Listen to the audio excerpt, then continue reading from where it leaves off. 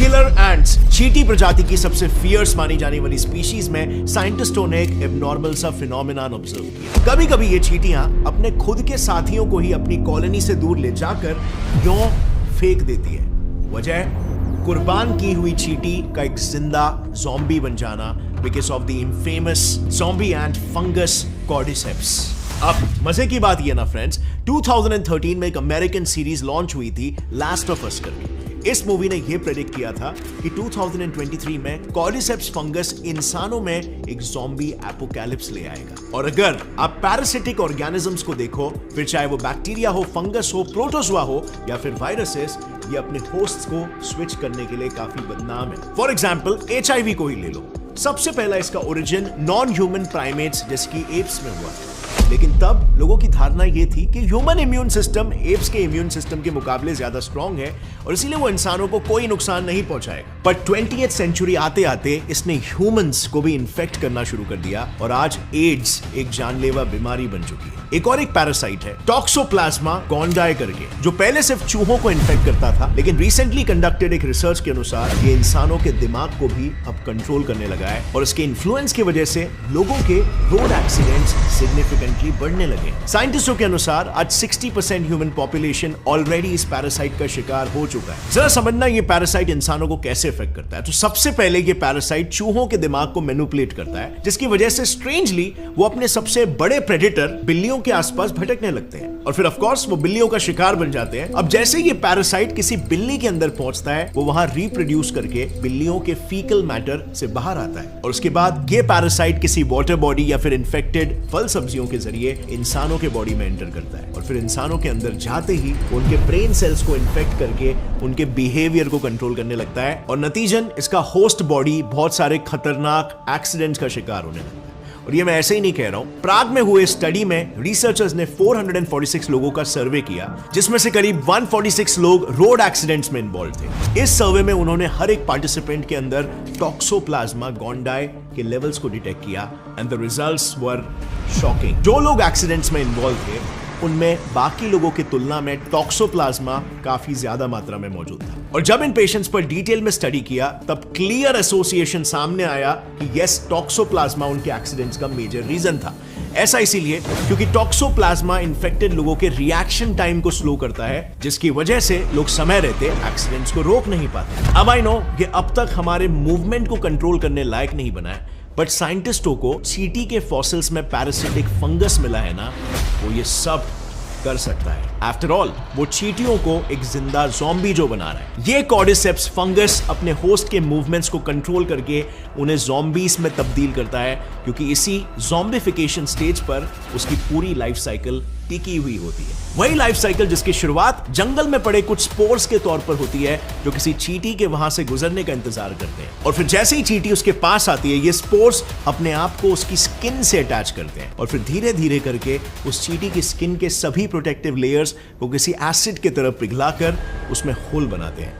यानी सिंपल शब्दों में इस फंगस के स्पोर्स उस बेचारी चींटी के सेल डिफेंस को एक एक करके तोड़कर उसके अंदर एक होल बनाकर उसके सर्कुलेटरी सिस्टम में घुसते हैं और फिर चींटी के सर्कुलेटरी सिस्टम हेमोकोल में पहुंचते ही वो स्पोर्स उसकी पूरी बॉडी में फैल जाते हैं, काफी तेजी से अपने आप को मल्टीप्लाई करने लगते हैं। अब इस मल्टीप्लिकेशन के बाद कॉर्डिसेप्स फंगस अपने सभी अलग थलग पड़े सेल्स को कनेक्ट करने के लिए हाइफल ट्यूब्स का एक स्ट्रक्चर बनाते हैं जो कुछ ऐसा दिखता है और इन्हीं ट्यूब्स की मदद से वो फंगस अपने सभी सेल्स के बीच में न्यूट्रिएंट एक्सचेंज करते हैं। अब जब साइंटिस्ट इसके बारे में डिटेल में स्टडी कर रहे थे तब उन्हें यह पता चला कि कॉर्डिसेप्स चींटी के ब्रेन को तो हाथ तक नहीं लगा, बल्कि वो इन्हीं हाइफल ट्यूब्स की मदद से चींटी की मूवमेंट्स को कंट्रोल करते हैं। सो हम बात कर रहे थे कैसे कॉर्डिसेप्स फंगस हाइफल ट्यूब्स की मदद से चींटी के मूवमेंट्स को कंट्रोल करता है। सो ये देखो, इस इमेज में ग्रीन कलर वाला स्ट्रक्चर एक हाइफल ट्यूब है और रेड कलर वाला चींटी का एक मसल है। अब होता यह है ना कि ये स्ट्रक्चर इन मसल्स को चीरते हुए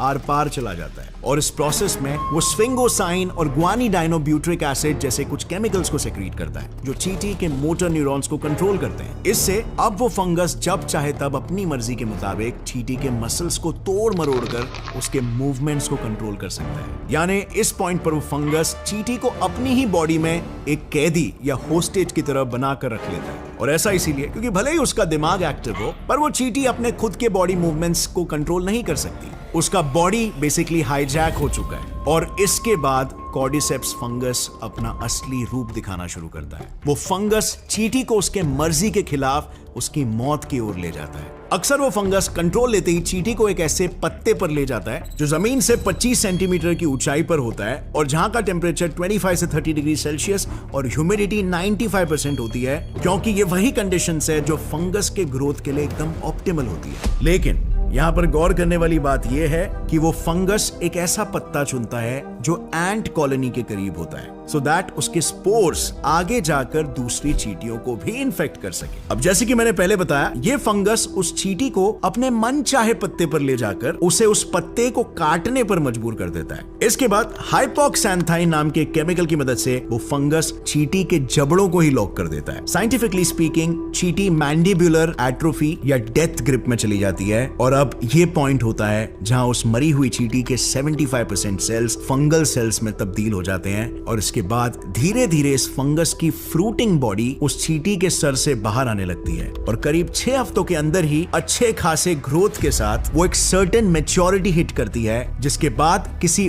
बबल की तरह फूट कर अपने स्पोर्स को आसपास के एनवायरनमेंट में उड़ा देती है। यानी अब फॉरेस्ट फ्लोर पर पड़े ये बेजान स्पोर्स फिर किसी दूसरी चींटी से चिपकने का इंतजार करने लगते हैं और जैसे ही कोई चींटी इसके करीब आएगी, फिर एक बार ये पूरा साइकिल दोबारा रिपीट होगा। And now the good news is, साइंटिस्टों के हिसाब से ये फंगस आमतौर पर वार्म ब्लडेड क्रीचर्स को इन्फेक्ट नहीं करता, क्योंकि हमारे बॉडीज के टेम्परेचर उसके लिए सूटेबल नहीं होते। रिसर्च के हिसाब से ग्लोबल वार्मिंग के चलते कुछ फंगस ने हायर टेम्परेचर्स पर सर्वाइव करना भी सीख लिया है। मिसाल के तौर पर इसे देखो, इसका मतलब ये है कि शायद वो समय भी दूर नहीं जब ऐसे ज़ॉम्बीफाइंग फंगस अपने आप को हमारे बॉडी टेम्परेचर के हिसाब से भी ढाल ले और हमें इन्फेक्ट करना शुरू कर दे। पर चलो हाइपोथेटिकली मान लेते हैं कि इस फंगस ने अगले 10 से 20 सालों में अपने आप को हायर टेम्परेचर के लिए ढाल लिया और वो हमारी बॉडीज में आ भी गए, तो ऐसे केस में ना सबसे पहले हमारा इन्नेट इम्यून सिस्टम इसे डिटेक्ट करेगा। इसमें होता ही है कि मैक्रोफेजेस एक्टिवेट होते ही IL-6 और TGF बीटा केमिकल्स के जरिए टी हेल्पर सेल्स को T17 सेल्स में कन्वर्ट करते हैं, जो अनआइडेंटिफाइड सेल्स दिखते ही उन्हें डायरेक्टली खत्म कर देते हैं। नाउ ऑब्वियसली इस वीडियो में मैं पूरा इम्यून सिस्टम तो कवर नहीं कर सकता,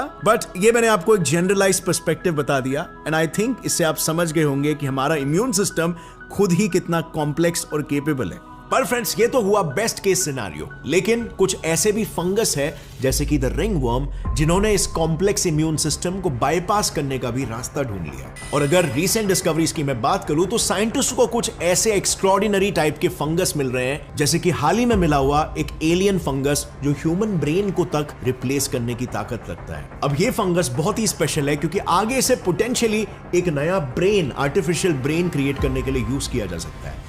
इस फंगस के बारे में मैंने यहां पर पूरे डिटेल में एक्सप्लेन किया, आपको इसके बारे में जानकारी होनी चाहिए। So click over here and watch that video. और अगर इस पर्टिकुलर वीडियो से आपको कुछ भी नया सीखने मिला, एक लाइक जरूर ठोकना। See you next time. As always, stay curious, keep learning and keep growing. जय हिंद।